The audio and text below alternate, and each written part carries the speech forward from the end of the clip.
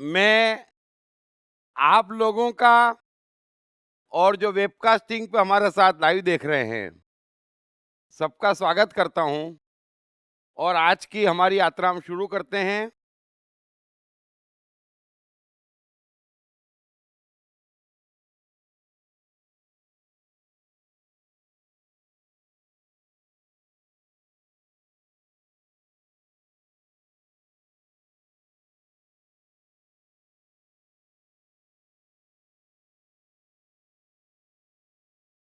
कल के छोड़े हुए अधूरे श्लोक से ही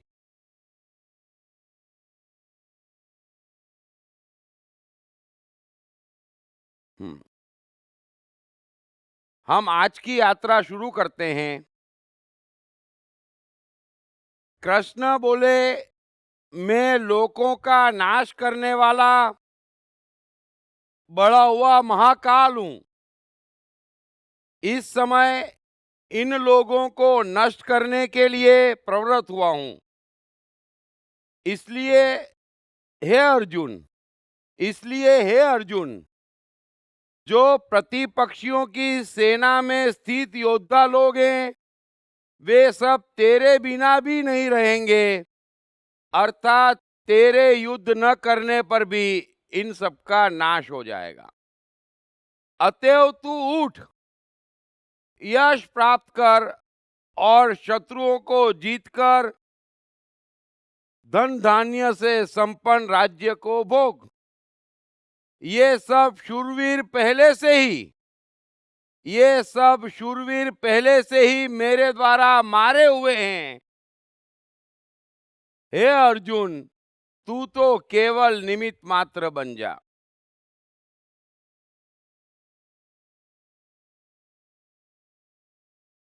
अर्जुन के अंदर की बात तो अब पूरी तरह से बाहर आ गई।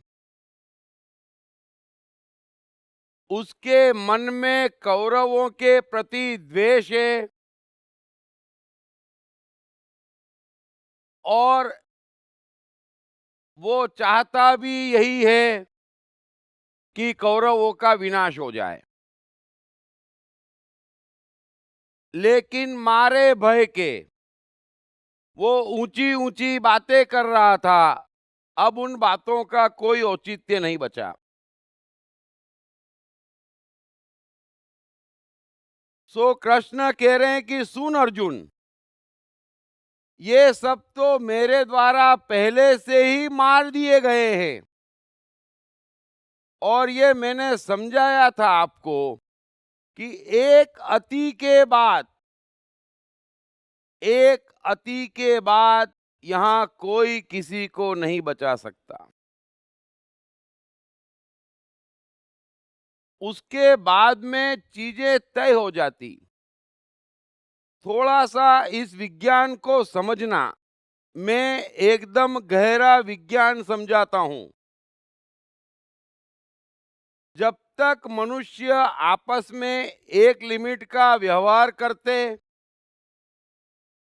तब तक मामला उनके आपस का रहता। लेकिन यदि कोई किसी भी बात की सीमा लांघ देता और ऐसा लगता कि ये तो सर्व का नुकसान हो जाएगा, तो परमात्मा बीच में आता।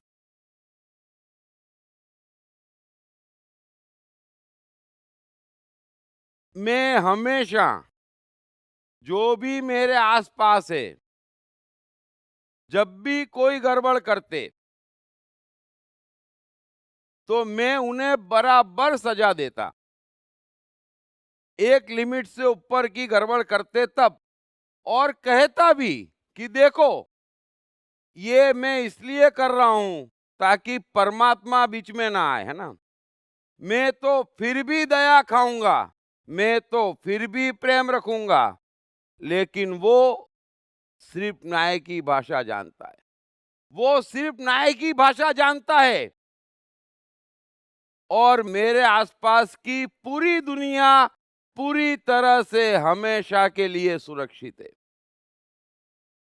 वहां परमात्मा का न्याय नहीं आता, आने की जरूरत नहीं पड़ती, है ना। मैं किसी को लिमिट क्रॉस करने नहीं देता, सजा दे देता। एक पुराने से पुरानी साइकोलॉजी है ना, कि साधु के हाथ के लड्डू के बजाय उसकी लात अच्छी, क्योंकि वो भी बड़े योग्य टाइम पे पड़ती। अगर वो लात ना पड़े और अगर लात परमात्मा की पड़ जाए,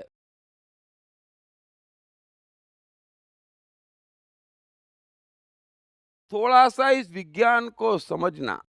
ये विज्ञान पूरा के पूरा मेरे जहन में बसा हुआ है।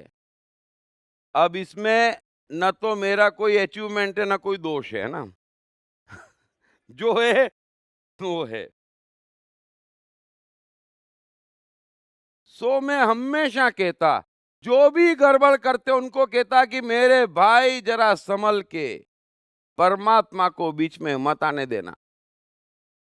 मनुष्यों तक तो मामला निपट जाएगा, लेकिन अगर परमात्मा बीच में आया, मामला समाप्त। मनुष्य की एक सीमा है, समझ लेना। यहां पर मनुष्य की तो एक सीमा है, लेकिन परमात्मा असीम है। जिसे कहते हैं ना, हजारों हाथ वाला, हजारों आंखों वाला, सर्वशक्तिमान, तो वैसा ही है परमात्मा। एक हाथ से चांटा पड़ जाए, भाग्य समझ लेना। अगर 1000 हाथों से, और वो भी सर्वशक्तिमान का, सरसराता हुआ पड़ गया, दोबारा उठ नहीं पाओगे। इसीलिए कबीर कहते हैं कि दुर्बल की हाय मत लो। समझ लेना इस बात को।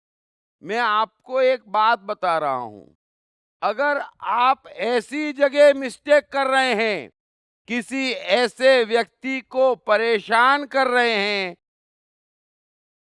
जिसके पास ऑप्शन नहीं है, थोड़ा समझ लेना, जिसके पास ऑप्शन नहीं है वो दुर्बल हो गया। उसको रत्ती भर कभी मत सताना, वरना उसी क्षण परमात्मा आ जाएगा। उसको कभी मत सताना। और हम करते क्या हैं? बच्चे दुर्बल हैं, बेचारे लाख इनकार करें, उन्हें आपकी बात सुननी पड़ती। गुनाह क्या है? हम पाल पोस जो रहे हैं, और तो कोई गुनाह दुनिया में किसी बच्चे का नहीं है। और ये मनुष्य जाति जो कुछ भी भुगत रही है, वो बच्चों को सताने का भुगत रही है। सबके जीवन में कम या ज्यादा मात्रा में परमात्मा आ चुका है, प्रेम करने नहीं। जो कृष्ण कहते हैं ना कि जो भक्त मुझे जैसे भजता है, मैं भी उसे वैसे ही भजता हूं। और एक खूबी है मनुष्य की, दुर्बल को वो छोड़ता नहीं है ना। दुर्बल को यहां कोई बमुश्किल छोड़ता है, जबकि जिसके पास ऑप्शन ही नहीं है विरोध करने का, बचने का, यहां पर आदमी अपना सुरमापन भी दिखाता तो मेक श्योर करता कि हम 4 होने चाहिए, वो अकेला होना चाहिए। अब वो अकेला दुर्बल है ना। अगर आपको बड़ा सुरमापन आ रहा है तो जाके 15-20 की भीड़ को मारना शुरू कर दो, वहीं निकल जाएगा सब सुरमापन। वो गलतियां कोई नहीं करता है। घर के बुजुर्ग भी दुर्बल होते। एक उम्र के बाद मनुष्य फिर बच्चे जैसा होता। और जरा, मैं हर एक की बात नहीं कह रहा हूं, सामान्यतः मनुष्य जाते हुए को सताता और आने वाले को सताता। ये दोनों दुर्बल है, ये दोनों के दोनों दुर्बल है। घर के घर की बात कर रहा हूं, बाहर की नहीं। बाहर तो हम जने कितना कितनों को सताते, वो कोई नहीं देखता। लेकिन अंग्रेजों ने क्या किया, हिटलर ने क्या किया? अरे वो छोड़ो ना, आप में कहीं अंग्रेजपन है वो खोजो, हमारे में कहीं हिटलरपन है वो खोजो। वो काम आएगा आपके जीवन में। वो तो रात गई बात गई, इतिहास है, सबक के लिए ठीक है, बहुत हुआ तो मार्क्स लाने के लिए ठीक है, और किसी काम का नहीं है। सो कृष्ण कह रहे हैं कि ये एक अति क्रॉस कर चुके हैं। अर्जुन, ये कौरव एक अति क्रॉस कर चुके हैं, अब इनके बचने का कोई उपाय नहीं है। मैंने तय कर लिया है, ये मेरे द्वारा मारे जा चुके हैं, है ना? अब तो सिर्फ उस मरने की फिल्म चलना बाकी है। इसलिए तू खड़ा हो जा, तू युद्ध के लिए खड़ा हो जा। तू युद्ध जीतेगा, इसमें कोई भी शंका करने की जरूरत नहीं है, क्योंकि मैं इन्हें मार चुका हूं। अतः तू युद्ध जीत, तेरे मन में जो द्वेष है उसको पूरा कर, और धन धान्य से संपन्न राज्य, इतना बड़ा हस्तिनापुर, जिसकी तमन्ना में तुम पांचों भाई 40 साल से जी रहे हो, उसको भोग। उम्र तो जा चुकी है ना, लेकिन फिर भी भोग, जितना भोग सकता। हे अर्जुन, तू निमित्त मात्र हो जा। ब्यूटीफुल। कृष्ण ने गीता में एक से एक साइकोलॉजी कही है, एक से एक महान साइकोलॉजी कही है, जिससे मनुष्य का पूरा जीवन बदल जाए। दरअसल सच कहा जाए तो कृष्ण परमात्मा को उठा के सीधे, जो मनुष्य जहां है और जिस हाल में है वहीं लाके खड़ा कर दिए कि देखो ये परमात्मा, और ले जाओ। सो कृष्ण अर्जुन से कह रहे हैं कि तू निमित्त मात्र बन जा, तुझे कुछ भी नहीं करना है, सब कुछ मैं कर चुका हूं, सब कुछ मैं कर रहा हूं, और सब कुछ मैं करने वाला हूं। तू तो निमित्त बन जा, मेरा हथियार बन जा बस। मेरे तो हजारों हाथ है, तू मेरा हाथ बन जा। आप भी समझना, जीवन में जब भी परमात्मा के निमित्त बनने का मौका आए, छोड़ना मत। लेकिन वो तो छोड़ ही देंगे, क्योंकि यहां पर कहने की बात अलग है। परमात्मा पे विश्वास है किसको, जरा समझना। अगर 10 व्यक्ति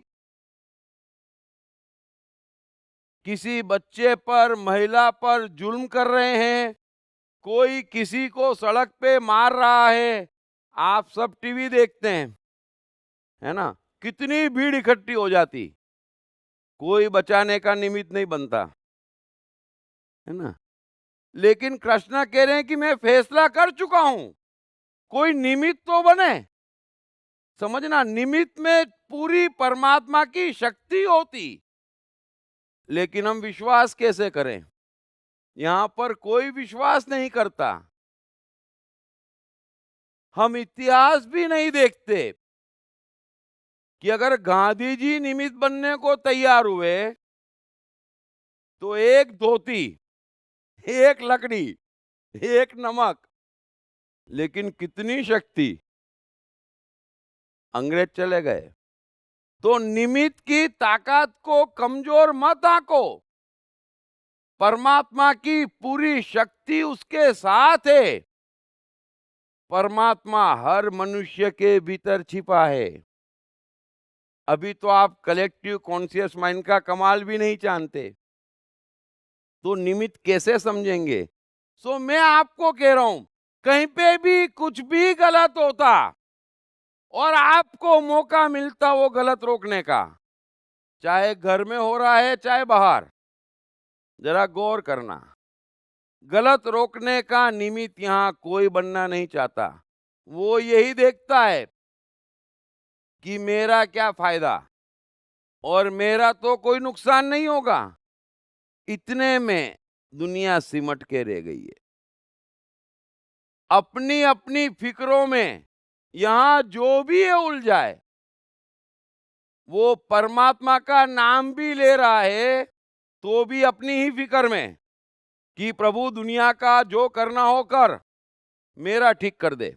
बस इसी फिक्र में हर कोई परमात्मा के पीछे पड़ा है। इससे ऊपर किसी की परमात्मा की आवश्यकता नहीं है। लेकिन जीवन खूबसूरत है, इसकी महान शक्तियों का आप उपयोग करें। मैं अनेकों बार कहता हूं, जो मेरे साथ रहते हैं वो वाकई जीने का बड़ा मजा ले रहे हैं। वे काफी कुछ समझते हैं। जब भी मैं बोलता हूं, मैं हमेशा कहता हूं, खास करके मेरे उन मित्रों से जो धन के दीवाने हैं, है ना,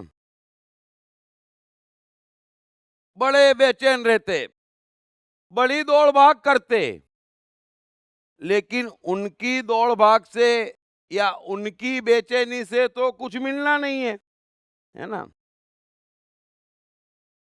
अगर मैं काम करने को राजी हूं तो सबकी गाड़ी चले, और मैं ठहरा मजदूर प्रवृत्ति का आदमी। अगर मेरे पास है तो मैं कोई मूर्ख हूं जो काम करूं। कल किसने देखा है? कल किसी ने नहीं देखा है। ये तो ठीक है, परमात्मा की जवाबदारी है, तो मैं थोड़ा सिस्टेमेटिक भी हो गया हूं। वरना मैं तो, मेरा पूरा का पूरा विश्वास है परमात्मा पे। मैं उसकी रग रग से वाकिफ हूं।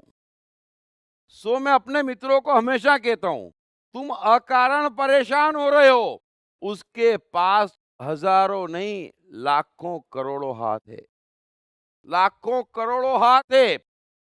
उसको अगर आप तक पैसे पहुंचाना है,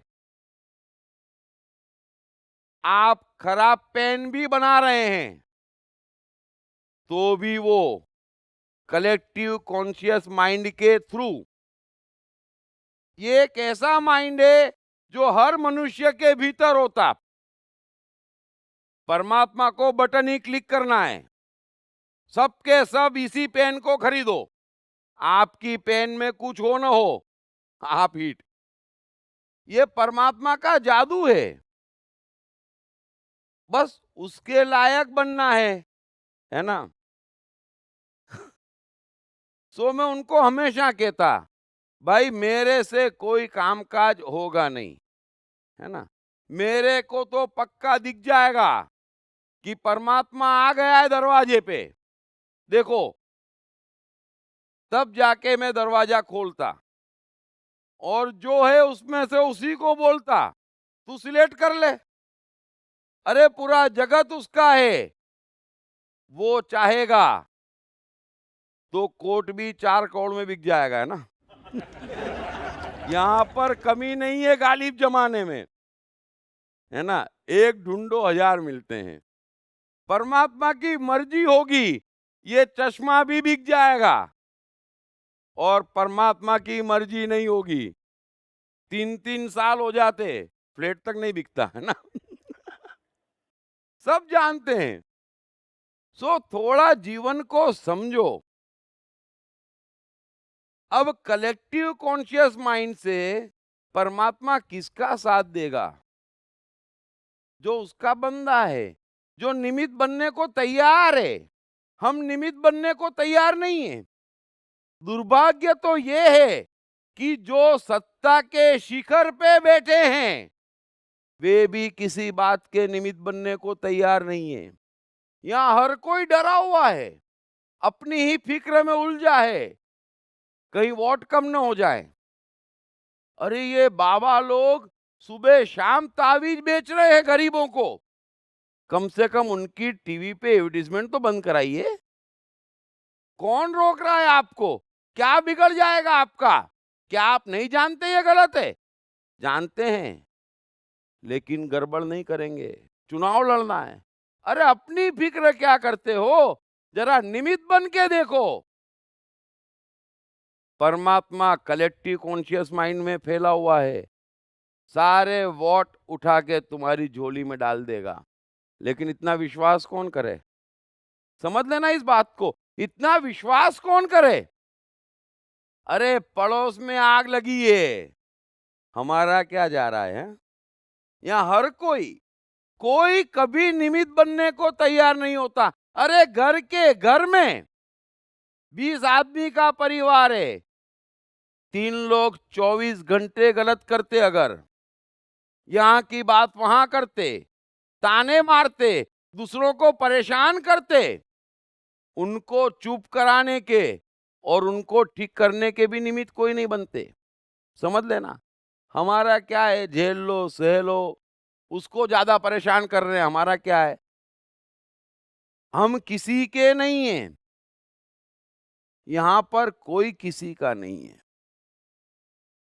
और थोड़ा सा अर्जुन का मन समझेंगे तो आपको समझ में आएगा, कृष्ण जो कह रहे हैं उससे ज्यादा महत्वपूर्ण अर्जुन का मन है।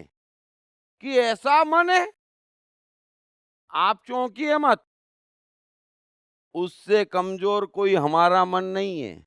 कम ज्यादा हो सकता, परिस्थिति का फर्क हो सकता, तो कृष्ण कह रहे हैं कि मेरे भाई तू निमित्त बन जा, तू युद्ध मेरे लिए कर। आप भी निमित्त बन जाएं। मेरा क्या, मेरे परिवार पे थोड़ी कोई गड़बड़ है, हैं? ये गुंडे तो पड़ोस में हमला कर रहे हैं, मेरा क्या, हमारा क्या? अरे निमित्त भी तो बन सकते हो। मेरा क्या लगा रखा है, निमित्त भी तो बन सकते हो। अरे कहीं आवाज तो उठाओ। अरे मुझे इतना सुनते हो, कम से कम 5-10 आदमी को बचाओ, उसके तो निमित्त बनो। आसपास जो बेचारे भ्रम में पड़े हैं उन्हें छुड़वाओ, कहीं तो निमित्त बनो, अच्छे काम के निमित्त बनो, परमात्मा के निमित्त बनो। हम चाहते क्या हैं? हम चाहते ही नहीं परमात्मा को कुछ देना, उसका काम करना चाहते ही नहीं। और सोचते ये हैं कि तेल चढ़ा दिए, लड्डू चढ़ा दिए, चादरें उड़ा दी, हो गया हमारा काम। अब परमात्मा हमारा काम करेगा? वो नहीं करेगा। वो निमित्त जो बनेगा उसके जीवन में सब कमाल करने को आएगा। सारे हाथ उसके हैं। और सच कहूं तो यहां पर जो लगातार परमात्मा के निमित्त बन रहे हैं, बाकी सब लोग जाने या ना जाने उनके लिए काम कर रहे हैं।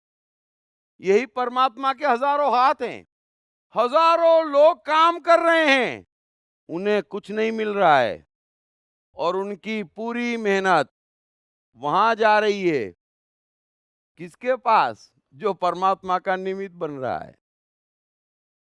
अभी आपको कलेक्टिव कॉन्शियस माइंड पे हमला करते नहीं आता, आप अपने कलेक्टिव कॉन्शियस माइंड को जानते नहीं हैं, आप कैसे बड़े बनेंगे? और यहां एक हाथ ले एक हाथ दे, हमारी सिस्टम ही कुछ ऐसी बनी हुई है कि बगैर परमात्मा के, बगैर धर्म के हमारा उद्धार हो ही नहीं सकता। ये सिस्टम ही इतनी ऑटोमेटिक बनी हुई है। लेकिन धर्म क्या है, परमात्मा क्या है, यहीं तो आगे गड़बड़ हो जाती। उसको इतना छोटा सस्ता बना दिया है और वो है नहीं। इतना सस्ता है ही नहीं, इतना छोटा भी नहीं है। मैंने आपसे कहा आप अच्छे कामों के निमित्त बने, और उसमें जो भी नुकसान होता है वो नुकसान है ही नहीं। निमित्त बनने में अपना ही एक मजा है, अपना ही एक संतोष है। अगर आपकी वजह से 10 चेहरों का दुख कम होता, 10 का भ्रम कम होता, 10 को खुशी मिलती, उससे ज्यादा आपको क्या चाहिए? और उस लेन देन का आपको पता नहीं है। आप एक ऐसे जगत में रह रहे हैं जहां सिर्फ डायरेक्ट लेन देन का पता है ना? ये दिया, ये मिला, लेकिन उस जगत के लेन देन का पता नहीं है जिसके लाखों हाथ है। वहां आप किसी का करें, अच्छे काम के निमित्त बने, हो गया रिकॉर्ड। अरे तू 1 पैसा देगा, वो लाख पैसे देगा। अब हम 1 पैसा किसको दे आते सुन के? वहां से लाख पैसा आता नहीं, एक चला जाता है ना? फिर भी समझते नहीं। अरे उसको दो, वो डायरेक्ट लेता है, उसको बीच में बिचौलियों की जरूरत नहीं है ना? आपके पास उसका डायरेक्ट नंबर है, लेकिन कभी आप डायल नहीं करते क्योंकि उसमें खतरा लगता है। तो इनडायरेक्ट कर रहे हैं, वो पहुंच ही नहीं रहा है, जीवन में कोई परिणाम नहीं आ रहे हैं। कृष्ण इतना ही कह रहे हैं कि ये मेरे द्वारा मारे जा चुके हैं, तू निमित्त बन जा। और समझें, अंग्रेज गांधी जी का क्या बिगाड़ पाए? कौन सी सेना थी? कौन सा बंदूक चलाना जानते थे? हैं? कोई 50-100 तोप लेके नहीं घूमते थे। लेकिन जो निमित्त बन गया, वो निमित्त बन गया, फिर परमात्मा की पूरी शक्ति उसके पीछे लगती। थोड़ा समझना इस बात को। ये जो महान लोग हैं ना, ये निमित्त है। मैं हजार हजार तरीके से आपको समझाने की कोशिश कर रहा हूं। शुरुआत यहां से करो, शुरुआत घर से करो, शुरुआत ऑफिस से करो। दुर्बल को सताओ मत, अच्छे काम का मौका मिले, नफा नुकसान स्वार्थ मत देखो, सीधे परमात्मा के पास पहुंच जाएगा, सीधा पहुंच जाएगा। और वहां पहुंचा हुआ 1 पैसा, मैं गारंटी देता हूं, लाख पैसे में कन्वर्ट हो जाएगा, है ना? लेकिन ये जो दुर्बल को सता रहे हैं, उन्हीं के हाथ सब जने मजबूत कर रहे हैं। जरा सोचें हम कर क्या रहे हैं?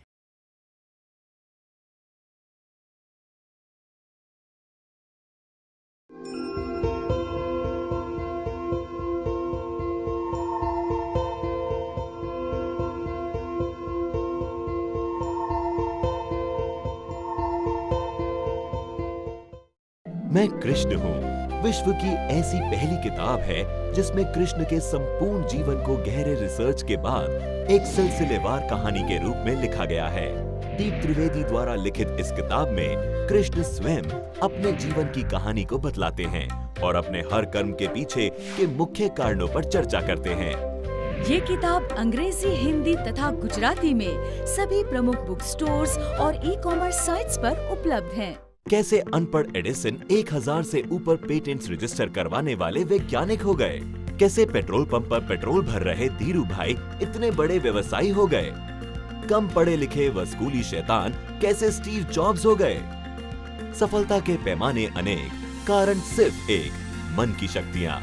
मन की शक्तियों को जगाने तथा एक सुखी और सफल जीवन जीने के लिए पढ़िए दीप त्रिवेदी की बेस्ट सेलिंग किताब मैं मन हूँ। आगे कृष्ण कह रहे हैं कि द्रोणाचार्य और भीष्म पितामह तथा जयद्रथ और कर्ण तथा और भी बहुत से मेरे द्वारा मारे हुए शूरवीर योद्धाओं को तू मार,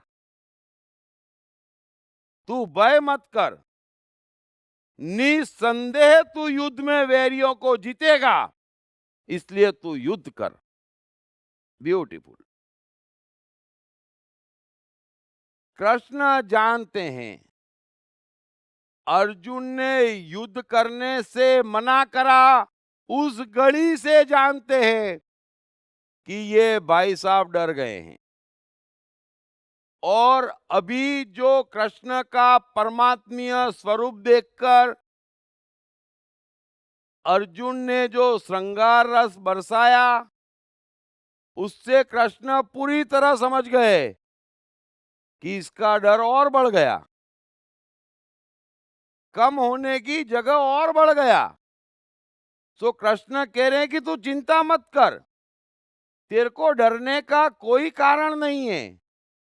अरे भाई, तुमने मेरा परमात्मीय स्वरूप देख लिया, तूने कबूल भी लिया कि मैं परमात्मा हूं, तो अब मेरा इतना विश्वास और कर ले कि ये सब मेरे द्वारा मारे जा चुके हैं।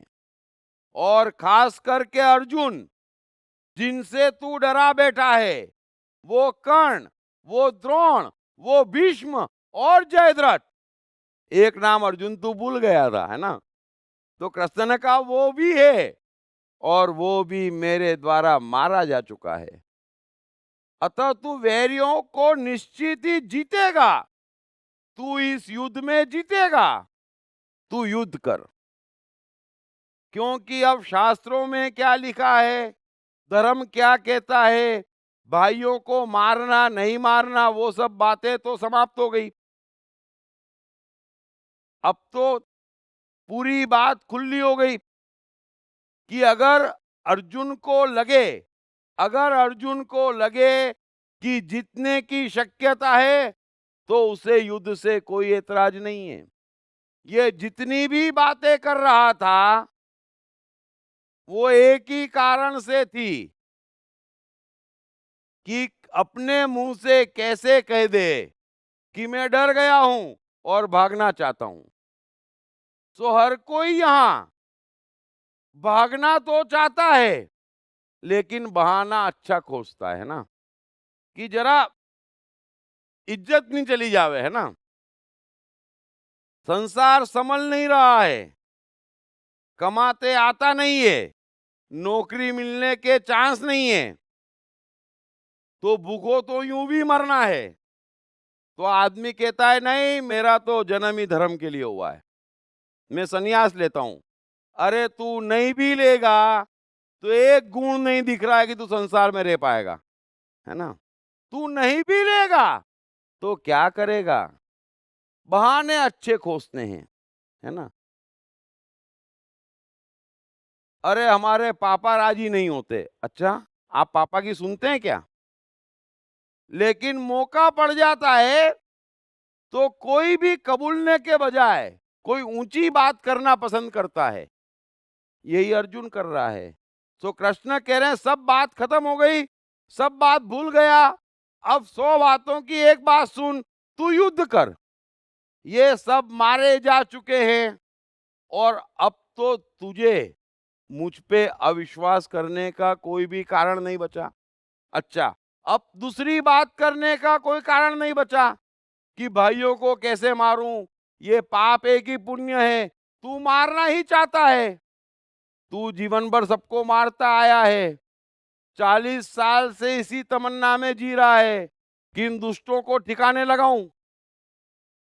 तो अब तो और कोई बात करने का कारण नहीं बचा, तेरे हारने का कोई चांस नहीं है। जिनसे तू डर रहा है उनको मैं मार चुका, तू मेरा परमात्मीय स्वरूप देख चुका, अब युद्ध कर। अब इसके बाद में तो कम से कम एक भी श्लोक आना नहीं चाहिए, है ना? जरा सोचें आप, अब जगह कहां है? गीता में एक और श्लोक की जगह कहां है? कोई खड़ा होके मुझे बताए। जगह है? अरे परमात्मा ने ईश्वरीय स्वरूप दिखा दिया और कह दिया ये मारे जा चुके हैं, तू जीतेगा, तेरे मन में यही है, तुझे राज्य चाहिए वो मिलेगा, है ना? और तुझे कुछ नहीं करना है, निमित्त बनना है। मैंने ऐसी व्यवस्था कर रखी है कि तुझे एक तीर नहीं लगेगा और तेरा हर तीर निशाने पे लगेगा। तुझे तो निमित्त बनना है। गीता यहां पर समाप्त नहीं होती तो इससे बड़ा कमाल दुनिया में कुछ नहीं हो सकता। थोड़ा सा इस बात को समझना। और यही मनुष्य का मन है ना? भगवान ने दुनिया बनाते बना तो दी, मनुष्य को मन बुद्धि अहंकार देते दे तो दिया, और अब सच तो ये है कि उसने विड्रॉ कर लिया। कि ये बड़ी खतरनाक चीज बना दी मैंने, है ना? इतनी गहरी है, इतनी कॉम्प्लिकेटेड है, जिसकी आपको कल्पना ही नहीं है। और इसीलिए तो कोई मन को, जीवन को, सत्य को, परमात्मा को, प्रकृति को समझता ही नहीं है। लेकिन मैं बड़ी गहराई से कृष्ण के सहारे एक एक परत खोल रहा हूं। और आप सोचना कि अगर गीता यहां पर समाप्त नहीं होती तो आप जो सोच रहे हैं मनुष्य उससे भी बड़ा और खतरनाक खिलौना है ना? देखते हैं।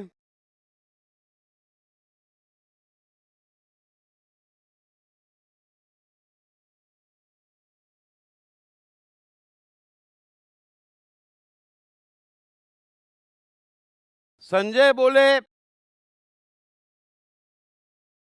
श्री कृष्ण के मुख से इन वचनों को सुनकर मुकुटधारी अर्जुन हाथ जोड़कर कांपता हुआ नमस्कार करके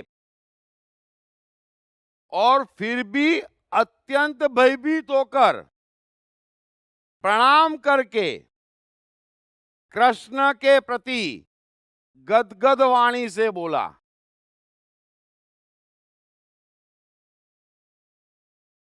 जितना कमाल कृष्ण कर रहे हैं उससे कम कमाल अर्जुन नहीं कर रहा है। और यही चल रहा है युगों से।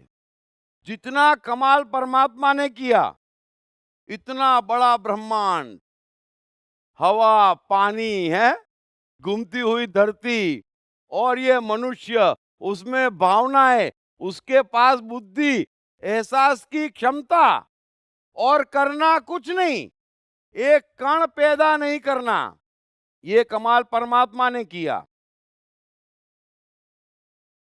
और कह दिया परमात्मा ने कि तुझे कुछ नहीं करना, निमित्त बनना है, सब मैं कर रहा हूं। और अब वो देख रहा है कि मैं तो वेटिंग में खड़ा हूं, कोई मुझे करने का मौका ही नहीं दे रहा है।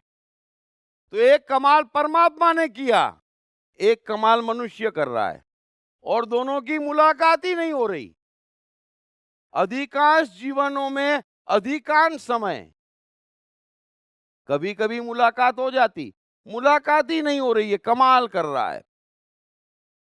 सो कृष्ण ने इतनी अच्छी बात कह दी, इससे ज्यादा अच्छा कुछ भी नहीं हो सकता। जरा कल्पना करें, इससे अच्छा क्या हो सकता है कि साक्षात परमात्मा आपके सामने खड़ा हो, आप मान रहे हो, आपने उसकी शक्ति देख ली हो, और वो ये कहे कि जो तू चाहता है 101% गारंटी। वो जमाना एग्रीमेंट का नहीं था, वरना कृष्ण एग्रीमेंट करके लिख के दे देते कि तू जीत जाएगा और ये मरे हुए हैं, तू युद्ध कर मेरे भाई। इसके अलावा तो कृष्ण ने कुछ नहीं कहा। कृष्ण ने एक कमेंट नहीं मारा, एक टोन नहीं कसा, इतना भी बुरा नहीं माना कि अर्जुन तू कर क्या रहा है, कहे क्या रहा है, सोच क्या रहा है, क्यों इतना गिर गया है। एक शब्द कृष्ण ने नहीं कहा। सोचें, क्या करुणा और क्या अहंकार शून्यता है कृष्ण की। कृष्ण ने टू द पॉइंट बात कही। ये कहा ही नहीं कि तू क्या सोच रहा है, क्या सोच के बोला, इस समय क्या सोच रहा है, तेरी लायकात क्या है। एक शब्द नहीं, इतना ही कहा, अब सब कुछ सेट है, मेहरबानी करके तू युद्ध के लिए खड़ा हो जा, है ना। इससे ज्यादा प्रेम से कौन कह सकता। माँ बच्चे को कहती है ना कि 1.5 घंटे से देख रही हूं, तू मुझे आगे पीछे घुमा रहा है लेकिन खा नहीं रहा है, अब खा ले बेटा, अब कोई कारण नहीं है इस खाने को ठुकराने का। एक माँ कहती छोटे बच्चे को, बड़े को नहीं। ये सब लाड़ प्यार छोटे बच्चों को मिलता। वही कृष्ण कह रहे हैं कि अब तो युद्ध कर, क्या बचा। 11 अध्याय हो गए, मुझे घुमा रहा है घुमा रहा है, मैं घूम रहा हूं घूम रहा हूं, अब तो सब कुछ तेरे मन का हो गया, अब युद्ध कर। लेकिन संजय कह रहा है, समझना, अर्जुन नहीं कह रहा है, संजय कह रहा है कि कृष्ण के मुख से ये युद्ध कर सुनकर अर्जुन 2 हाथ जोड़कर कांपता हुआ बोला, अच्छी तरह से अपने को व्यवस्थित करते हुए बोला, दोनों हाथ जोड़कर कृष्ण को बोला। और किस हालत में बोला, बड़ी भयभीत हालत में बोला। सोचो कितना डरा हुआ होगा अर्जुन इस समय कि संजय तक को दिख रहा है कि इसकी पोजीशन क्या है। मतलब बॉडी लैंग्वेज से मालूम पड़ रहा है कि इस कदर डरा हुआ है। जरा कल्पना करें, अब डर की बात क्या है, क्यों डरा हुआ है वो इतना, जरा गौर करना। ये हमारे मन की बात है, ये मैं समझना अर्जुन के मन की बात है। मन बुद्धि अहंकार सब में एक जैसा है। जिसने जितना पाल पोस के बड़ा करा है उतना ही गहरा है। लेकिन मैं आपसे बात ही नहीं करता, मैं तो आपके भीतर छुपे कांटों पे वार करता हूं और खोज खोज के निकालने की कोशिश करता हूं कि निकाल दो। कुछ नहीं रखा है इस कॉम्प्लिकेशन में, कुछ नहीं रखा है। बहुत भुगत लिया, बहुत भटक लिए, थोड़ा नॉर्मल हो जाओ, थोड़ा परमात्मा में मानना शुरू करो, थोड़ा उसका एहसास करो कि चारों तरफ है, कितना शक्तिशाली है, विश्वास करना शुरू करो।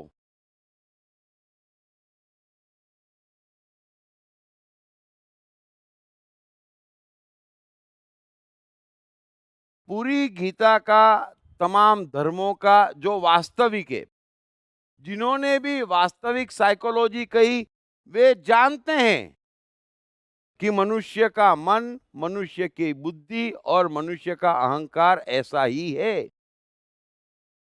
इसीलिए वे साइकोलॉजी एकदम सच्ची है, लेकिन उसको कोई पढ़ना नहीं चाहता, समझने की क्षमता नहीं है और समझाने वाले हुए नहीं। थोड़ा सा अपनी सिस्टम समझना कि अर्जुन इतना क्यों घबराया हुआ है अब भी। और ये मत सोचना होगा कोई हजारों लाखों में एक जो इतना कहने पर युद्ध करने के लिए राजी हो जाए। वरना जिसको भय पकड़ा हो सेना देखकर, आप ये मत सोचना कि अर्जुन कमाल कर रहा है। उसी सिचुएशन में मैं जवाबदारी से कह रहा हूं, अधिकांश मनुष्य यही कमाल करेगा। क्योंकि साइकोलॉजी कहती है थोड़ा अपनी रचना को समझो। आपके लिए, आपके अलावा दूसरा कोई किसी कीमत पर मायने नहीं रखता। ये एक सीधा सीधा सत्य है जिसे मनुष्य समझने को तैयार ही नहीं है। आप एक स्वतंत्र यूनिट है जिस पर किसी का कोई अधिकार नहीं है, स्वतंत्र यूनिट है। वैसे ही अर्जुन भी एक स्वतंत्र यूनिट है। अगर उसने भय पकड़ा है तो भय दूर होना आसान नहीं है। परमात्मा खड़े हैं, कह रहे हैं। अर्जुन को कोई विश्वास नहीं है, वो डरा का डरा ही हुआ है। जैसे ही कृष्ण ने कहा युद्ध कर, कि अर्जुन बुरी तरह कांप गया। सब बात मान ली, लेकिन कुछ गड़बड़ हुई तो, आपके एनालिसिस गड़बड़ हुई तो, मेरे देखने में भ्रम हुआ तो, मेरी बुद्धि वैसे ही काम नहीं कर रही है, हैं? युद्ध करने की बात मत करो कृष्ण, है ना? घबरा गया वो।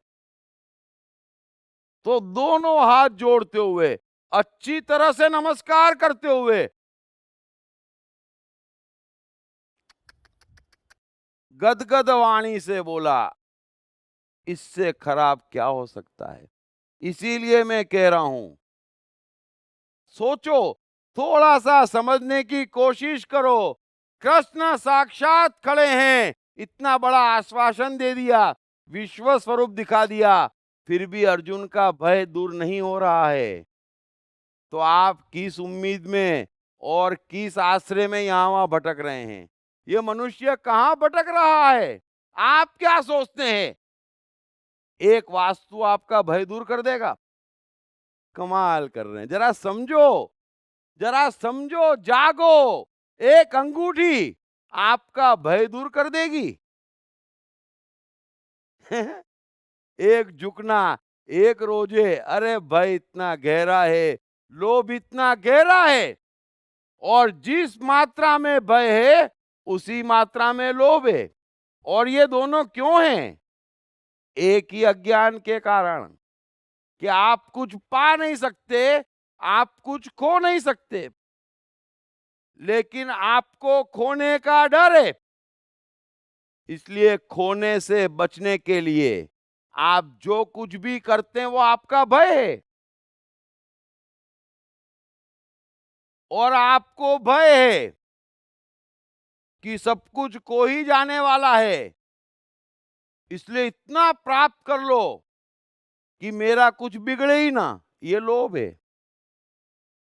और ये दोनों दौड़ाए चले जा रहे हैं, और इसको कोई दूर नहीं कर सकता। और इसको कम करो, इसको कम करो, इसको कम करो, जीने का मजा आ जाएगा। जब तक भय है, जब तक लोभ है, आप निमित्त नहीं बन सकते। और भय लोभ है, अरे कृष्ण साक्षात खड़े हैं, कोई फर्क नहीं पड़ रहा अर्जुन को, कुछ भी फर्क नहीं पड़ने वाला यहां किसी को। आप एक स्वतंत्र यूनिट हैं, और मैं जो कुछ कर रहा हूं वो आपके भय लोभ की शाखाओं को काट रहा हूं। रोज थोड़ा थोड़ा अच्छा लगेगा, जितना सुनोगे, जितनी बार सुनोगे, उठोगे उठोगे उठोगे, फिर खुद भी देखोगे देखोगे देखोगे। लेकिन कोई जादू की छड़ी नहीं है। हाँ,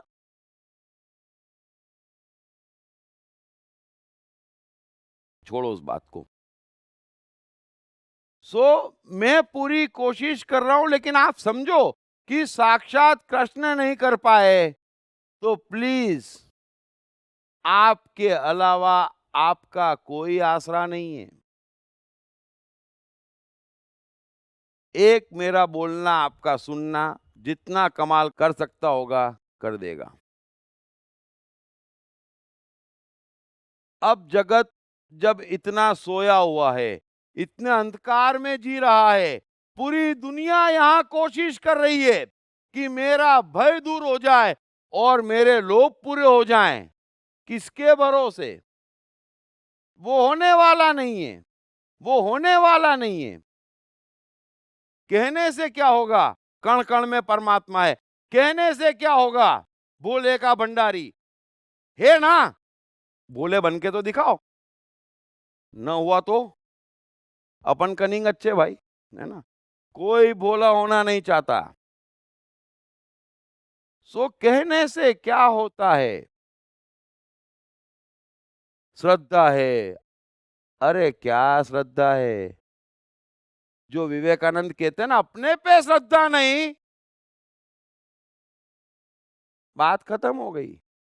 दूसरे पे श्रद्धा, फिर चाहे किसी पे भी हो, वो नास्तिकता है। किसी पे भी हो, किसी भी कारण से हो, वो आपके काम नहीं आएगी, है ना?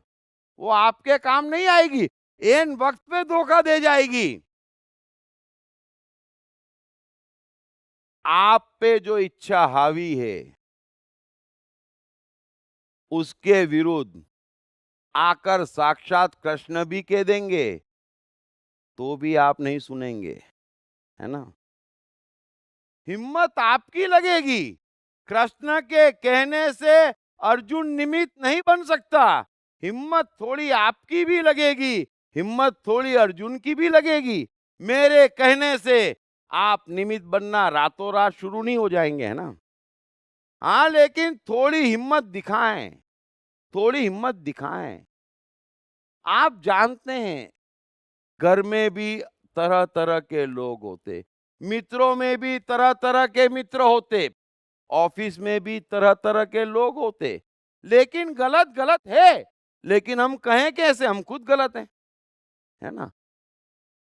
यहां पर एक व्यक्ति मुंह खोलता तो बायस होकर खोलता। प्रायः ये क्या है? कितनी गिरावट है। अरे, एक आदमी की बात कर रहे हो, इन्फॉर्म करने आए हो, इसने ये किया, उसमें भी आपका उससे क्या रिश्ता है, और आखिरी में उसने आपसे क्या व्यवहार किया था, वो तो आपके कहने में शामिल हो ही जाता है। कितनी गिरावट है। हम चाहते क्या है? हम कुछ भी अच्छा नहीं चाहते।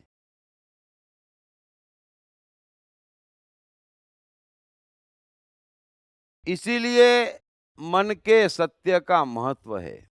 इसीलिए मन के सत्य का महत्व है। और कृष्ण साइकोलॉजी के बादशाह हैं। इसीलिए वो अर्जुन के पीछे पड़े कि भाई तू युद्ध कर, तेरे मन का सत्य ये है, मेरे मन का सत्य ये नहीं है ना?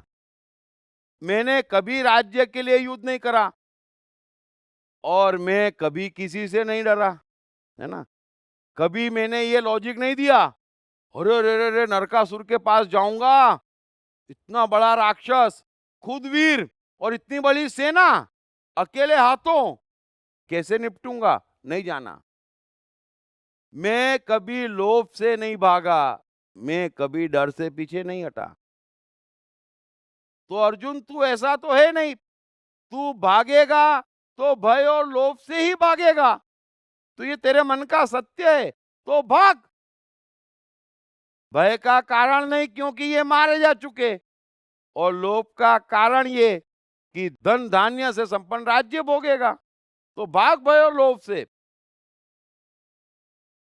लेकिन भय है कि जाने का नाम ही नहीं ले रहा है। सो मन के सत्य का यह महत्व है। और सबसे बड़ी बात है,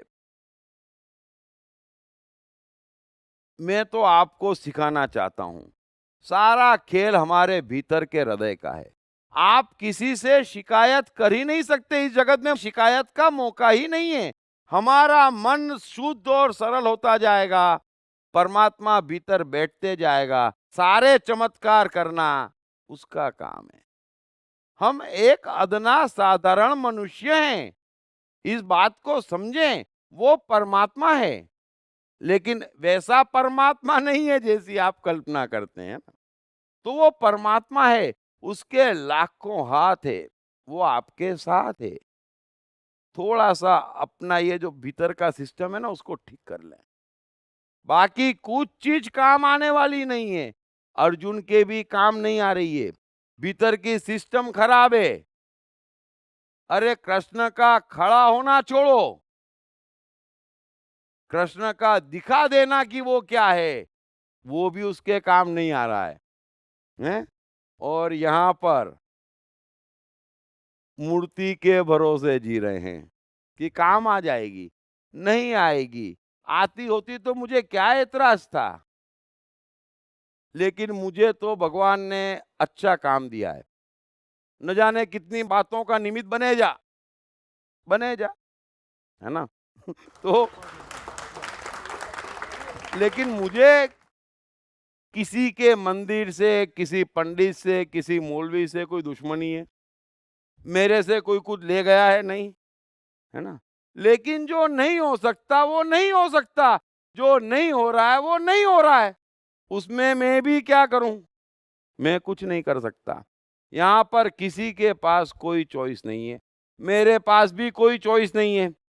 कोशिश पूरी करता हूं प्रेम से बोलूं।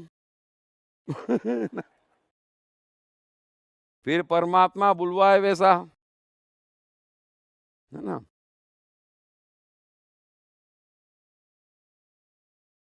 सो अर्जुन जो कृष्ण के साथ कर रहा है, उससे खराब परमात्मा के साथ कुछ नहीं किया जा सकता। उससे खराब क्या किया जा सकता है जरा बताइए। लेकिन ये अर्जुन ही कर रहा है ऐसा नहीं है, इस बात को समझना। दुनिया के हर महान व्यक्ति के साथ इस मनुष्य ने यही किया है। मेरे देखे हुए, मैं एक व्यक्ति को माइनस करता हूं, मेरे देखे हुए जीवन में मैं तमाम महान व्यक्तियों को जानता हूं। एक मोहम्मद रफी साहब को छोड़कर दुनिया में कोई ऐसा व्यक्ति मैंने नहीं देखा जिसको मनुष्य ने बदनाम करने में, जिसको छोटा बनाने में कोई कसर छोड़ी हो। मैंने आज तक कहीं पर भी किसी व्यक्ति को रफी साहब के खिलाफ बोलते नहीं देखा। अब वो कैसे बच गए, या कितना भोला उनका हृदय होगा, क्योंकि सारा खेल वाइब्रेशन का है। बाकी अर्जुन कृष्ण के साथ जो कुछ भी कर रहा है, उसके बाद में मुझे जैन शास्त्रों से शिकायत होने का सवाल ही नहीं उठता है ना। वो तो कर ही सकते हैं, फिर नरक में भेज ही सकते हैं। मनुष्य ने कभी किसी के साथ अच्छा नहीं किया। पता नहीं, हम फेसबुक पे पोस्ट चढ़ाते हैं, मैं किसी भी व्यक्ति के लिए लिखूं, चाहे बुद्ध के लिए लिखूं, क्राइस्ट के लिए लिखूं, कृष्ण के लिए लिखूं, विरोध करने वाले आ जाते। अब क्राइस्ट से आपकी क्या दुश्मनी है? इतनी ही ना कि आप हिंदू हैं। कमाल की दुश्मनियां हैं यहां। आपका क्या गया? आपका तो कुछ भी नहीं गया, लेकिन धड़ धड़ धड़ धड़ धड़ कमेंट आ जाते। एकमात्र रफी साहब की पोस्ट जब भी चढ़ाते हैं, एक भी एडवर्स कमेंट नहीं आता। दिल में बसा के रखा है, इस वातावरण में भी है मुसलमान। लेकिन उसका भी कारण है, ताजी ताजी फ्रीक्वेंसी है। और वाकई काफी भोले थे, है ना। कभी कोई उनसे पूछता क्या आवाज है आपकी, तो रफी साहब क्या कहते थे मालूम है? मेरी आवाज नहीं, अल्लाह की है, मेहरबानी उसकी जो मुझे दे दी, है ना। जिसको दे देता वो रफी हो जाता। मेरा क्या कमाल है इसमें, है? सो इतना जो व्यक्ति क्लियर है, वो मेल आएगा कहां से? यही बात है। एडिसन आइंस्टाइन मेल आए कहां से? स्टीव जॉब्स, मार्क जकरबर्ग या बिल गेट्स मेल आए कहां से? वे जानते हैं अल्लाह की मेहरबानी है ना। वे जानते हैं यहां पर मैं कौन ला रहे हैं, जिन पर अल्लाह की मेहरबानी नहीं है। तो बड़ी मेहनत से कार लाया हूं, मैं लाया हूं। ये मैं कहां से आता? मैं इस बात का सबूत है कि बड़ा कष्ट उठाया है ना। अब स्टीव जॉब्स ने कष्ट ही नहीं उठाया, मार्क जकरबर्ग ने कष्ट ही नहीं उठाया। अब जिन्होंने कष्ट ही नहीं उठाया, वे जानते हैं कि मेरा कुछ भी नहीं है, सब उसका है। और जो कष्ट उठा रहे हैं ना, वही मैंने डिग्री ली, बड़ी मेहनत करी है ना। हाँ, नहीं गाली लाया, समझ लेना 5 साल से इंतजार कर रहा है। वरना भगवान देता, 100 गाली आती तो भी कहने की फुर्सत नहीं मिलती, झांकता भी नहीं, फर्क भी नहीं पड़ता है ना। तो भगवान देता, उसमें मैं नहीं होता। तो रफी साहब ने यही कहा, है ना। जकरबर्ग भी यही कहता, एल्फ्रेड नोबेल भी यही कहता, मेरा क्या है, हम आगे नहीं बढ़े, उसने आगे बढ़ाया है ना। वो चाहता किसी और को बढ़ा देता, लेकिन वो किसी और को कैसे बढ़ाता? उनके हृदय में ही परमात्मा नहीं है, सीधापन ही नहीं है, भोलपन ही नहीं है, निर्दोषता नहीं है, निमित्त बनने की हैसियत ही नहीं है, अपनी फिक्रों में उलझे है। और हर कोई ये सोचता है, अरे मुझे कुछ हो गया तो 10-20 आदमी खुश हो जाएंगे भाई, कुछ नहीं होगा। आपके रहने से या आपके न रहने से इस पृथ्वी को, इस संसार को फर्क नहीं पड़ रहा है। पहले अपने को उस लायक बनाओ, है ना। पहले अपने को उस लायक बनाओ, फिर कहना, फिर आपको कहने की जरूरत नहीं पड़ेगी। फिर जो कबीर कहता ना, जाको राखे साइया मार सके न कोई, फिर साइया आपकी चिंता करेगा, अरे ये तो मेरा निमित्त है, इसको कुछ नहीं होना चाहिए, है ना। साइया के निमित्त को कभी कुछ नहीं होता। मैं मन हूँ पढ़ने के बाद अब तक लाखों लोगों ने अपने भीतर सकारात्मक परिवर्तन महसूस किया है और अपने जीवन को सुख और सफलता के मार्ग पर लगाया है। आप भी अपने जीवन में ये परिवर्तन आसानी से ला सकते हैं। पढ़िए दीप त्रिवेदी की बेस्ट सेलिंग किताब मैं मन हूँ। रण छोड़ने के लिए मशहूर कृष्ण ने अर्जुन को महाभारत युद्ध से भागने क्यों नहीं दिया? क्या थे कृष्ण के स्वयं के रण छोड़ने के और अर्जुन को रण ना छोड़ने देने के कारण? पढ़िए बेस्ट सेलिंग लेखक दीप त्रिवेदी द्वारा लिखित मैं कृष्ण हूँ। ये किताब अंग्रेजी, हिंदी तथा गुजराती में सभी प्रमुख बुक स्टोर्स और ई-कॉमर्स साइट्स पर उपलब्ध है। क्या है सफलता का सार सूत्र? क्या है जीवन को खुशियों से भर देने का मूल मंत्र? जीवन जीने का क्या है सही तरीका? क्या है कर्म और फल का संबंध? क्या है जन्म और पुनर्जन्म का रहस्य? दीप त्रिवेदी द्वारा भगवत गीता के संपूर्ण 18 अध्यायों के 700 श्लोकों पर की गई इन चर्चाओं में पाइए ऐसे ही कई सवालों के जवाब और समझिए उनके सही अर्थों को। ये तमाम डीवीडीज आत्मन e-store.com और ई-कॉमर्स साइट्स पर उपलब्ध हैं। हम किसी के साथ भी अच्छा व्यवहार नहीं करते हैं और यही मुझे दुख होता है। मैं कभी भी किसी कलाकार को देखता हूं या उनकी नाइट देखने जाते, मेरे अंदर से आता, चुको, क्या बात है, क्या दे रहा है ये। और पब्लिक को देखता, यूं ताव करके बैठते, 1000 रुपए की टिकट खरीदी है, अरे 1000 रुपए में ये कलाकार, अरे तुम्हारा भाग्य है जो कला देखने को मिल रही है, ये भाग्य है। लेकिन सम्मान करना हम नहीं जानते, सम्मान करना जानते ही नहीं। हम ये मानते ही नहीं कि एडिसन ने कमाल किया, बल्ब के पैसे चुका तो दिए, बस यही हमारा मन है। बुद्ध जीवन भर नास्तिक रहे, एक ही बात कहते थे, ईश्वर नहीं है, अपने दीप स्वयं बनो, अपने ईश्वर स्वयं बनो। तुम्हारा ईश्वर दूसरा कोई भी नहीं है, ईश्वर है ही नहीं। कमाल क्या करा, क्या रिस्पेक्ट करी हमने बुद्ध की, उन्हीं को ईश्वर बना दिया। अब इससे खराब क्या हो सकता है बुद्ध के साथ, जरा सोचना। हम महान आत्माओं के साथ करते क्या है? बुद्ध जिनका पूरा जीवन पाखंडों के खिलाफ निकला, न यज्ञ न पूजा न पाठ, काहे की चापलूसी, खुद सुधर, अपने दीप स्वयं बनो। बुद्ध के मंदिर में भी पूजाएं शुरू हो गई। अब हम कर क्या रहे हैं? बुद्ध का सम्मान कर रहे हैं कि अपमान कर रहे हैं? क्या बुद्ध से चूक हुई, उसको ठीक करने की कोशिश कर रहे हैं कि बुद्ध आप समझ नहीं रहे थे, पूजा महत्वपूर्ण थी? हम कर क्या रहे हैं? हम चाह क्या रहे हैं? कबीर कहते पत्थर पूजे हरि मिले तो मैं पूजूं पहाड़। ऐसा क्या? लाओ कबीर की भी मूर्ति बना दी जाए। हम करना क्या चाह रहे हैं? और अभी तो और कमाल कर दिया, दयानंद सरस्वती को पद्म अवार्ड दे दिया। अब उस कैटेगरी में बाकी लोगों की लिस्ट देखें, उनके साथ दयानंद को खड़ा करना। किस दयानंद को?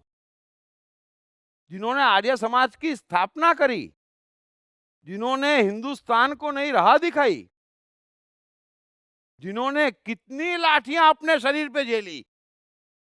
अरे आप कल्पना नहीं कर सकते, 20-20, 30-30 आदमी मिलके मारते थे। ये पंडित लोग लाठी लेके घूमते थे, जहां दयानंद दिखे मारो। उस दयानंद को आप पद्म अवार्ड दे रहे हैं। अरे देना ही था तो भारत रत्न तो देते। जरा समझें, हम करना क्या चाह रहे हैं, हम अपने आप को समझ क्या रहे हैं। फिर तो कृष्ण को भी पद्म अवार्ड दे देंगे कल उठ के, 200-500 साल की बात है ना। क्या कर रहे हैं हम? अरे हमारा लेवल क्या है? अरे इन प्रधानमंत्री की, इन राष्ट्रपतियों की औकात क्या है कलाकार के सामने? नेताओं की क्या औकात है किसके सामने? फिर भी उनके नाम पे रोड। आपने किया क्या है? क्या किया है? कुछ नहीं किया है। जो कलाकारों ने किया है, जो वैज्ञानिकों ने किया है, जो सच्चे संतों ने किया है, आपने किया क्या है? तौहीन करने की फैक्ट्री लगा रखी है। और हम भी यही करते। थोड़ा समझना, अर्जुन कर रहा है ऐसा कभी मत कहना। अपने भीतर झांकना, हम क्या कर रहे हैं? यही कर रहे हैं, 24 घंटे यही कर रहे हैं। महान व्यक्तियों का अपमान करके कोई देश कभी सुखी नहीं हो सकता। इस बात को समझना, हो ही नहीं सकता। अरे ये वो फ्रीक्वेंसियां है जो आज भी हवा में घुली मिली है। जरा सी सांस ले लो अच्छे से। बुद्ध कृष्ण की फ्रीक्वेंसियां चारों तरफ दिखेगी। चारों तरफ वही है, हमारी कोई हस्ती नहीं है। हमने किया क्या है? 40 वर्ष बुद्ध घूमे हैं पैदल, और निश्चित ही अपमान भी सहा है। किसके लिए ये कष्ट उठाया है? हमारे लिए। और हम क्या कर रहे हैं? बेइज्जती, है ना। कृष्ण इतनी मेहनत कर रहे हैं इस समय, किसके लिए? अर्जुन के लिए। और अर्जुन क्या दे रहा है?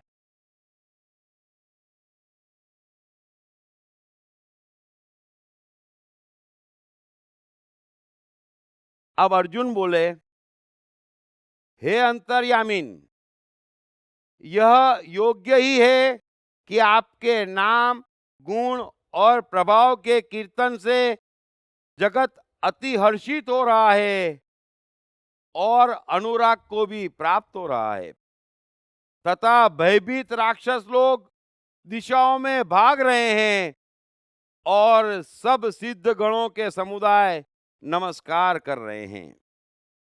ब्रह्मा के भी आदिकर्ता और सबसे बड़े आपके लिए वे नमस्कार कैसे न करें? क्योंकि हे अनंत, हे देवेश, हे जगन निवास, जो सत, असत और उनसे परे अक्षर अर्थात सच्चिदानंद घन ब्रह्म है, वह आप ही हैं। अब अर्जुन कह रहा है कि सब जने आपको नमस्कार कर रहे हैं, और कैसे ना करें? आप है ही उस योग्य। अरे मेरे भाई, अगर मैं वाकई उस योग्य हूं तो कम से कम तू युद्ध तो कर, हैं? तू बाकियों की चिंता छोड़ कि कौन कौन नमस्कार कर रहा है और क्यों ना करे। तू नमस्कार क्यों नहीं कर रहा है, ये बात मैंने, है ना। हम भी ये कहते, प्रभु सब कुछ आपकी मर्जी से चल रहा है। प्रभु आप सबको पालते हैं, सबकी चिंता छोड़, तेरे को प्रभु पाल रहे हैं कि तू खुद कोशिश कर रहा है। बस दो ही बात समझ लो। सब नमस्कार कर रहे हैं, क्यों ना करें? अर्जुन नमस्कार नहीं कर रहा है।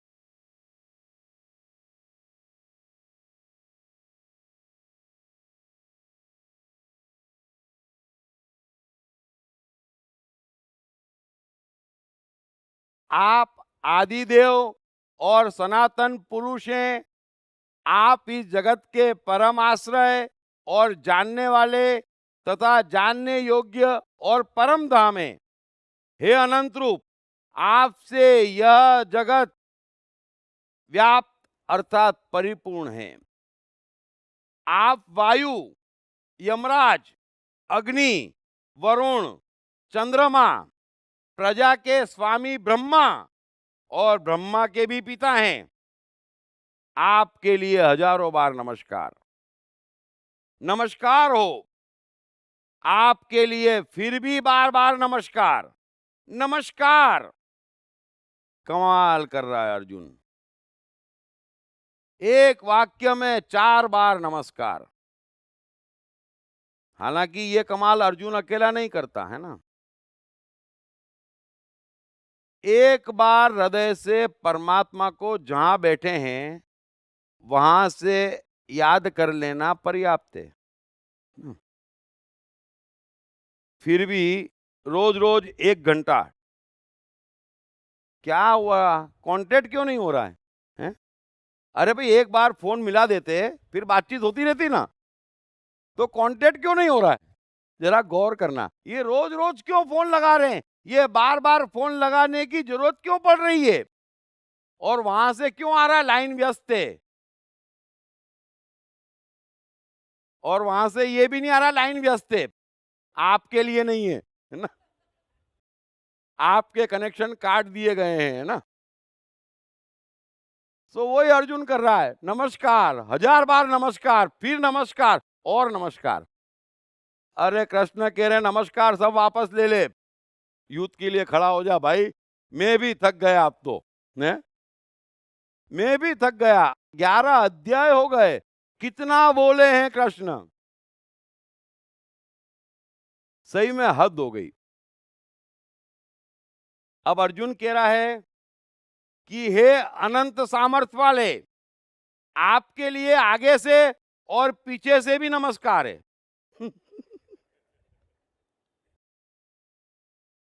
इतना घबरा गया है, इतना हड़बड़ा गया है, उसके समझ में ही नहीं आ रहा है कि ये जो कृष्ण परमात्मा है ये खुश होने का विषय है कि डरने का, है ना?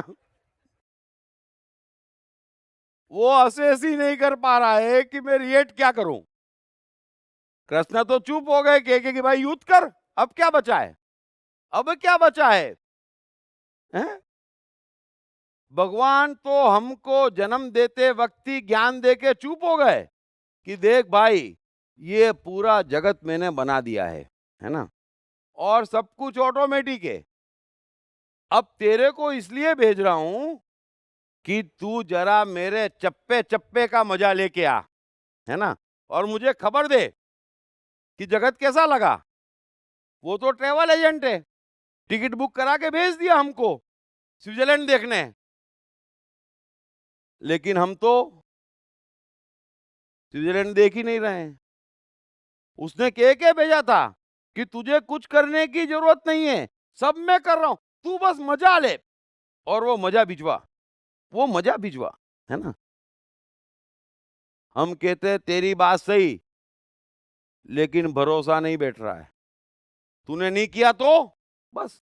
और सब जने यहां करने में लगे हैं, और जो करने में लगे हैं ना, वो कभी मत कहना कि मेरा ईश्वर पे विश्वास है। आपको उसकी पूजा करने नहीं भेजा है। इतना कमजोर, इतना छोटा परमात्मा नहीं है कि अपनी जय बुलाने के लिए भेजाओ कि जाओ और मेरी जय बुलाओ। जरा सोचना, यहां पर मनुष्य को क्यों भेजा है? क्यों भेजा है? कि मेरी जय बुलाओ, मेरी आरती उतारो, मुझे नमस्कार करो। तो उसके लिए तो एक छोटी पृथ्वी ही काफी थी, हैं? फिर ब्रह्मांड बनाने की जरूरत ही क्या थी? ये चांद, ये तारों की जरूरत क्या थी? ये फूलों और नदियों की जरूरत ही क्या थी? जब नमस्कार ही करना है, दिन रात आप ही की पूजा करना है और कुछ करना ही नहीं है हमें, तो नदियों की, पहाड़ों की, बादलों की, बारिश की जरूरत ही क्या थी? इतने खाने की, इन वस्त्रों की, इन कपड़ों की जरूरत ही क्या थी? वैज्ञानिक और कलाकारों की जरूरत ही क्या थी? जरा सोचना। ये तो हम करते, है ना? हमारे आश्रय जो रहते, हम जिनकी सहायता करते, उनको हम कहते हमारी जय बुलाते रहना, ये तो हम कहते। परमात्मा हमारे जैसा नहीं है, थोड़ा समझे अलग है, और ये सबको समझने की जरूरत है। मैंने कल भी शिशुपाल का समझाया था, मुझे कष्ट होता है। शास्त्र एक ही काम करते हैं, एक चीज लिखते, फिर जब सवाल खड़े होते तो उसका जवाब लिखते, फिर और सवाल खड़े होते और जवाब लिखते। बात सिर्फ इतनी सी है कि कृष्ण ने शिशुपाल को मारा, बस। शिशुपाल गालियां दे रहा था, अब इतना तो दिख गया, लेकिन मारा क्यों? अरे, कृष्ण को गालियां दे रहा था इसलिए मारा। कमाल कर दिया। अगर परमात्मा को भी किसी की गालियों का और किसी के नमस्कार का और किसी की पूजाओं का असर होने लग जाए, इससे खराब कमाल तो कुछ हो ही नहीं सकता है। ये तो हम लोगों को होता है। कोई अच्छा व्यवहार करे, बुके दे दे, बर्थडे याद करे, अच्छा आदमी है। अबे लूट लेगा, क्या अच्छा आदमी है, ये हमको होता। कोई कड़वा बोले, नहीं नहीं इसको देख लेंगे, ये हमारा व्यवहार है। परमात्मा का व्यवहार ऐसा नहीं है। सो शिशुपाल सर्व पे खतरा हो गया था, समझना। अगर राजसूय यज्ञ न निपटता, अगर युधिष्ठिर चक्रवर्ती सम्राट न बनता, तो पूरे भारतवर्ष में युद्ध हो जाता। ये कृष्ण की चिंता थी। कृष्ण की चिंता ये थी कि ये जिस स्पीड से चिल्ला रहा है और लॉजिकल बात कर रहा है, तो राजा लोग इसके साथ हो जा रहे हैं, है ना। सो कृष्ण को लगा वातावरण बिगड़ जाएगा, उसको वार्निंग दी, नहीं माना, शक। तो कह देते 100 गाली का वचन दिया था। अरे, तो 100 गाली के बाद क्या कृष्ण बुरा मानने वाले थे? अरे, कृष्ण वो है जिन्होंने कभी कंस को दुश्मन नहीं माना, एक बार नहीं, एक वाइब्रेशन नहीं। अरे, इतना भोला इनोसेंट, और मेरा दुश्मन, कोई दुश्मन होता जो मेरा अपमान करता वो गलत होता? क्या बात कर रहे हैं आप। हाँ, अगर किसी बात से सर्व का नुकसान होने वाला हो तब बात है, सर्व का नुकसान नहीं हो रहा है। अब दीप त्रिवेदी में रखा क्या है? कुछ भी नहीं रखा है। उसके नफे में क्या और उसके नुकसान में क्या? हाँ,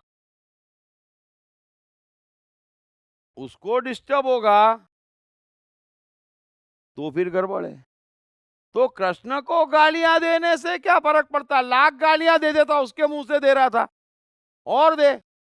वो तो माइक का आविष्कार नहीं हुआ था, वरना कृष्ण माइक दे देते। चिल्ला मेरा क्या जा रहा है? और कोई तू अकेला है? हमारी तो रेपुटेशन भी ऐसी है ना। तो कोई तू अकेला थोड़ा ही है। कृष्ण ने कभी जरासंध को शत्रु नहीं माना, कृष्ण ने कभी किसी को शत्रु नहीं माना, शत्रु होते भी नहीं है। यहां पर कोई शत्रु नहीं है। अगर कोई शत्रु है तो परमात्मा का है, और कोई मित्र है तो परमात्मा का है। मेरा है क्या? मैं हूं कौन? तो कृष्ण को अपने शरीर की या अपने 108 वर्ष के जीवन के अस्तित्व की चिंता थी। कितनी छोटी बातें करते। इससे बड़ा अपमान कृष्ण का नहीं हो सकता। और इन्हीं को हम शास्त्र कहते हैं। कृष्ण का मन, परमात्मा का मन, कबीर का मन, दयानंद का मन, जरा समझें। अगर हमारे एक जन्म को किसी बात से असर होता तो हम परमात्मा नहीं हैं। परमात्मा को एक ही बात से असर होता कि इससे मनुष्यता का फायदा है या नुकसान है, बस।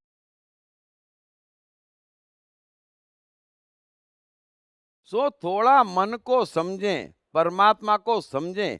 परमात्मा एक मन है, दरअसल मन की अंतिम ऊंचाई है, और उसी के आसपास या उसी में हमें रहना चाहिए। इसीलिए तो कृष्ण कह रहे हैं मान अपमान पाप पुण्य सब बराबर है। तो क्या कृष्ण गीता में कह रहे हैं कि सब बराबर है और खुद को अपमान लग रहा है? कहना क्या चाह रहे हैं ये शास्त्र? अगर मान अपमान बराबर है तो शिशुपाल की गालियों का किसी कीमत पर कृष्ण को बुरा नहीं लगना चाहिए, और लगता भी नहीं है कृष्ण को। क्या फर्क पड़ता है? कोई फर्क नहीं पड़ता है। और अर्जुन का कमाल ये है कि आप ब्रह्मा और ब्रह्मा के भी पिता हैं।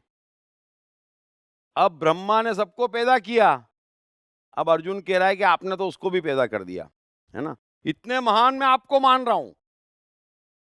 कृष्ण मन ही मन सोच रहे होंगे मेरी इतनी तारीफ मत कर भाई, तू खाली युद्ध कर दे, है ना।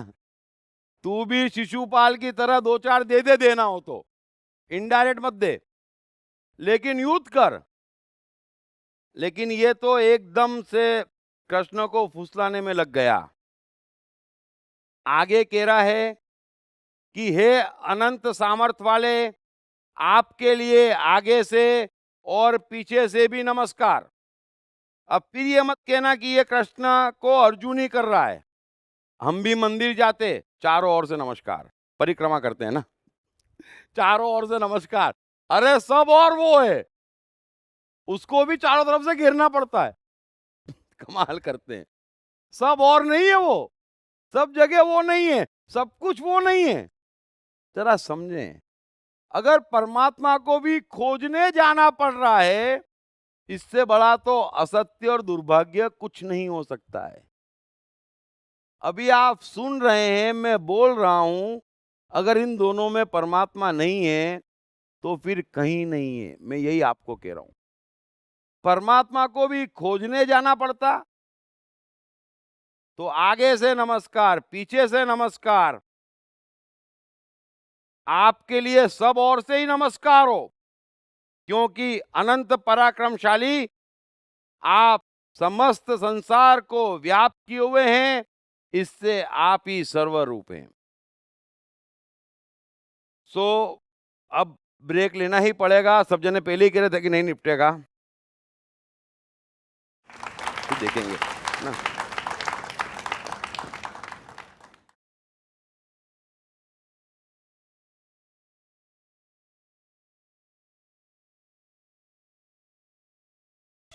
कृष्ण। कृष्ण का बचपन कैसा गुजरा? कृष्ण राधा का प्यार क्या था? कृष्ण ने कितने विवाह किए? कृष्ण की चाइल्ड साइकोलॉजी क्या थी? कृष्ण ने ग्वाले से द्वारकाधीश तक का सफर कैसे तय किया? ये यादव स्थली क्या है? इन तमाम सवालों के जवाब जानिए। दीप त्रिवेदी द्वारा लिखित किताब मैं कृष्ण हूँ। ये किताब कृष्ण के संपूर्ण जीवन पर रिसर्च करने के बाद दीप त्रिवेदी द्वारा कुछ इस साइकोलॉजिकल अंदाज में सिलसिलेवार रूप से लिखी गई है कि जिसे पढ़ते पढ़ते आपका जीवन भी बदलता चला जाएगा। मैं कृष्ण हूँ। ये किताब अंग्रेजी, हिंदी, मराठी तथा गुजराती में एक साथ atmanestore.com साथ ही सभी प्रमुख ई-कॉमर्स साइट्स पर भी उपलब्ध है। दीप त्रिवेदी की मनुष्य के जीवन और उसकी साइकोलॉजी पर एक गहरी पकड़ है।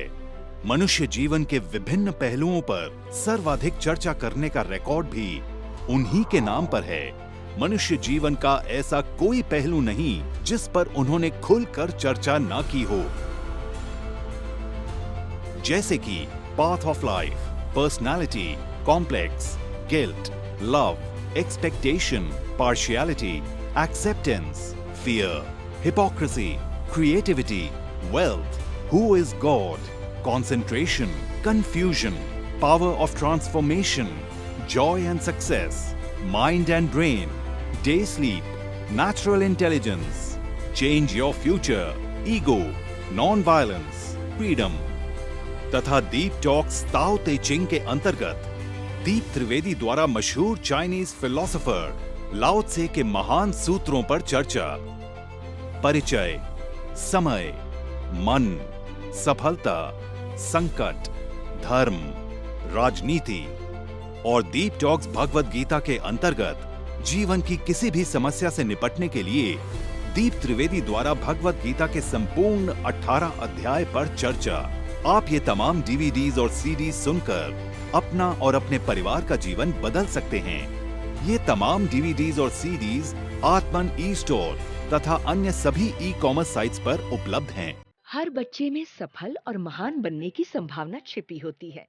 सवाल बच्चे द्वारा अपनी प्रतिभा को निखारने का तथा सही परवरिश पाने का ही होता है। दीप त्रिवेदी द्वारा लिखित रोचक ग्राफिक बुक्स पढ़िए। The story of Thomas Edison, अनपढ़ एडिसन के महान वैज्ञानिक बनने की दास्तान। नॉटिनेस टू ग्रेटनेस, स्टीव से स्टीव जॉब्स बनने की कहानी।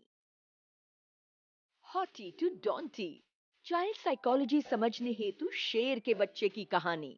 ना सिर्फ बच्चों बल्कि हर माता पिता व टीचर के लिए भी आवश्यक ग्राफिक बुक्स, हिंदी तथा अंग्रेजी में आत्मन ई स्टोर तथा अन्य सभी ई कॉमर्स साइट्स पर उपलब्ध।